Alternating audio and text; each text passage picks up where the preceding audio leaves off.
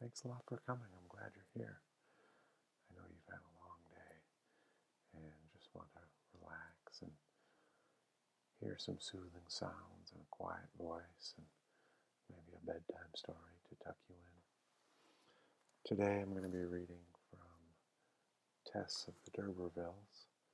It's a book I've always wanted to read, and ever since I saw it appear in 50 Shades of Grey, I thought it'd be really nice to make a video and hear it read out loud to me, or to you as you go to sleep. And so tonight I'm going to be reading Tess of the Durbeyfields by Thomas Hardy. And obviously I'm not going to do it all in one video, but I'll do my best to read through the whole thing so that you can put it on a playlist and just let it wash over you. Are you ready? Okay, let's go. Tess of the Durbeyfields by Thomas Hardy. Phase the First, the Maiden. On an evening in the latter part of May, a middle-aged man was walking homeward from Shaston to the village of Marlott in the adjoining vale of Blakemore, or Blackmore.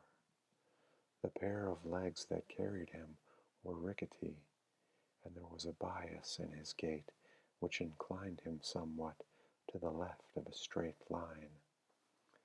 He occasionally gave a smart nod, as if in confirmation of some opinion, though he was not thinking of anything in particular. An empty egg basket was slung upon his arm. The nap of his hat was ruffled, a patch being quite worn away at its brim, where his thumb came in, taking it off. Presently he was met by an elderly parson astride on a grey mare, who, as he rode, hummed a wandering tune. "Good night to ye," said the man with the basket. "Good night, Sir John," said the parson. The pedestrian, after another pace or two, halted and turned round. "Now, sir, begging your pardon, we met last market day on this road about this time, and I said, 'Good night,' and you made reply, 'Good night, Sir John,' as now."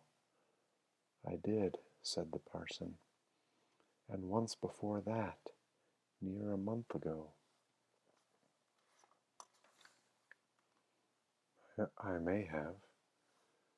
"Then what might your meaning be in calling me Sir John these different times, when I be plain Jack Durbeyfield, the haggler?" The parson rode a step or two nearer. "It was only my whim," he said, and, after a moment's hesitation, "it was on account of a discovery I made some little time ago, whilst I was hunting up pedigrees for the new county history. I am Parson Tringham, the antiquary of Stagfoot Lane. Don't you really know, Durbeyfield, that you are the lineal representative of the ancient and knightly family of the Durbeyfields, who derive their descent from Sir Pagan D'Urberville, that renowned knight who came from Normandy with William the Conqueror, as appears by Battle Abbey Roll? Never heard it before, sir. Well, it's true. Throw up your chin a moment, so that I might catch the profile of your face better. Yes, that's the D'Urberville nose and chin." "A little debased. Your ancestor was one of the 12 knights who assisted the Lord of Estremavilla in Normandy in his conquest of Glamorganshire. Branches of your family held manors over all this part of England. Their names appear in the pipe rolls in the time of King Stephen. In the reign of King John, one of them was rich enough to give a manor to the Knights of Hospitallers. And in Edward II's time, your forefather, Brian, was summoned to Westminster to attend the great council there. You declined a little in Oliver Cromwell's time, but to no serious extent. And in Charles II's reign, you were made Knights of the Royal Oak for your loyalty. Aye, there have been generations of Sir Johns among you, and if knighthood were hereditary, like a baronetcy, as it practically was in old times, when men were knighted from father to son, you would be Sir John now. You don't say so. In short, concluded the parson, decisively smacking his leg with his switch, there's hardly such another family in England. Daze my eyes, and isn't there? Said Durbeyfield. And here have I been knocking about year after year, from pillar to post, as if I was no more than the commonest feller in the parish. And how long have this news about me been knowed, Parson Tringham? The clergyman explained that, as far as he was aware, it had quite died out of knowledge, and could hardly be said to be known at all. His own investigations had begun on a day in the preceding spring when, having been engaged in tracing the vicissitudes of the D'Urberville family, he had observed Durbeyfield's name on his wagon, and had thereupon been led to make inquiries about his father and grandfather, till he had no doubt on the subject. At first, I resolved not to disturb you with such a useless piece of information, said he. However, our impulses are too strong for our judgment sometimes. I thought you might perhaps know something of it all the while. Well, I have heard once or twice, 'tis true, that my family had seen better days before they came to Blackmore, but I took no notice of it, thinking it to mean that we had once kept 2 horses where we now keep only 1. I've got a wold silver spoon and a wold graven seal at home too, but, Lord, what's a spoon and a seal? And to think that I and these noble D'Urbervilles were one flesh all the time. 'Twas said that my great-grandfather had secrets and didn't care to talk of where he came from. And where do we raise our smoke now, parson, if I may make so bold? I mean, where do we D'Urbervilles live? You don't live anywhere. You are extinct as a county family. That's bad. Yes, what the mendacious family chronicles call extinct in the male line, that is, gone down, gone under. Then where do we lie? At Kingsbere sub Greenhill, rows and rows of you in your vaults, with your effigies under Purbeck marble canopies. And where be our family mansions and estates? You haven't any. Oh, no lands neither? None, though you once had 'em in abundance, as I said, for your family consisted of numerous branches. In this county there was a seat of yours at Kingsbere, and another at Sherton, and another at Millpond, and another at Lulstead, and another at Wellbridge. And shall we ever come into our own again? Ah, that I can't tell. And what had I better do about it, sir? Asked Durbeyfield after a pause. Oh, nothing, except chasten yourself with the thought of how are the mighty fallen, It is a fact of some interest to the local historian and genealogist. Nothing more. There are several families among the cottagers of this county of almost equal luster. Good night. But you'll turn back and have a quart of beer with me on the strength of it, Parson Tringham.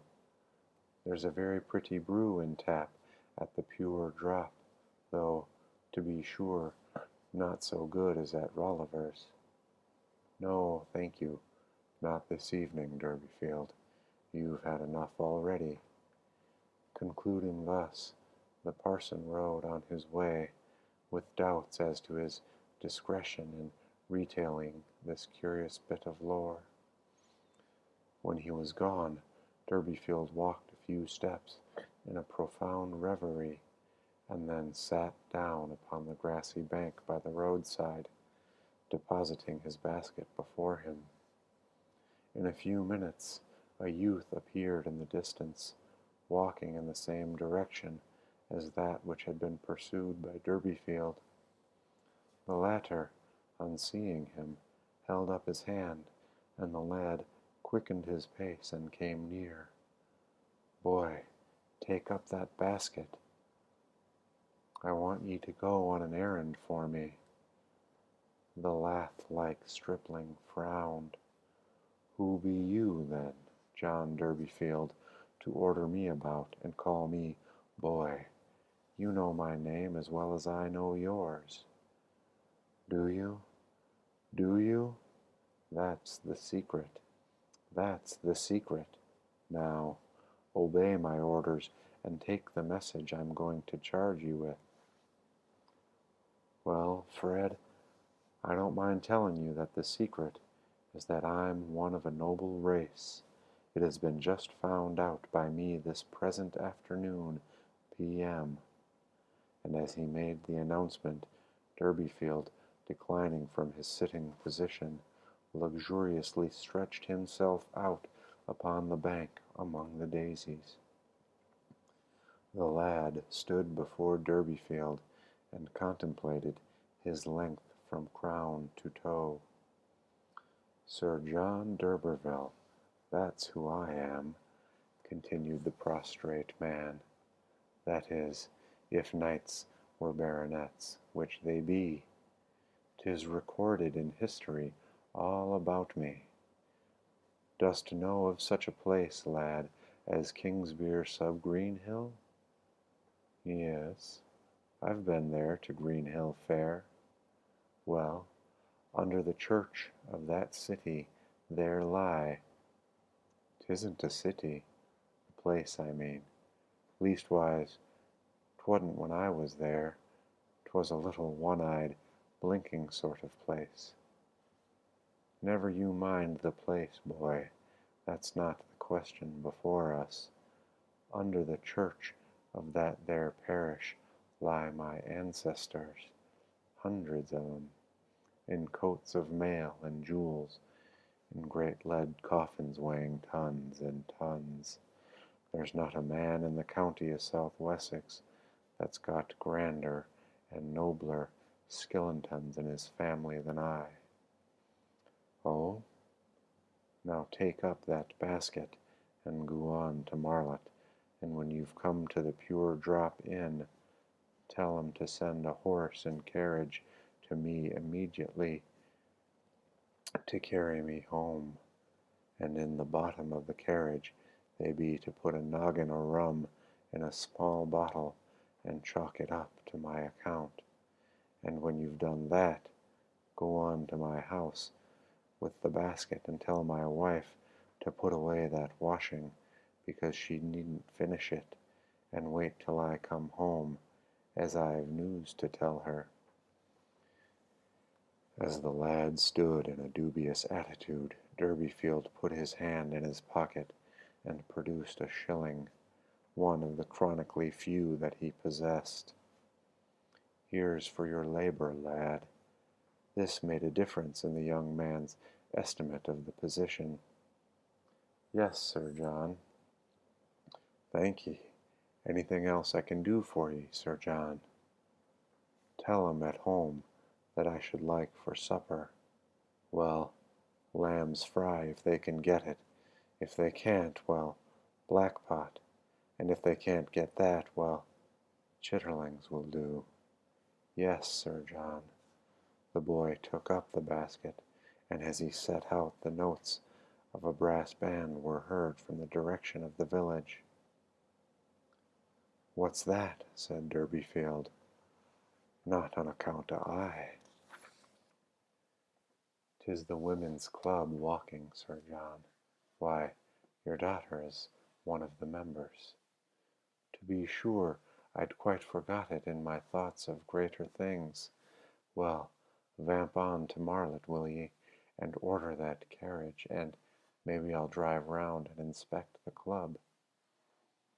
The lad departed, and Durbeyfield lay waiting on the grass and daisies in the evening sun. Not a soul passed that way for a long while, and the faint notes of the band were the only human sounds audible within the rim of blue hills. That's the end of the first chapter of Tess of the D'Urbervilles.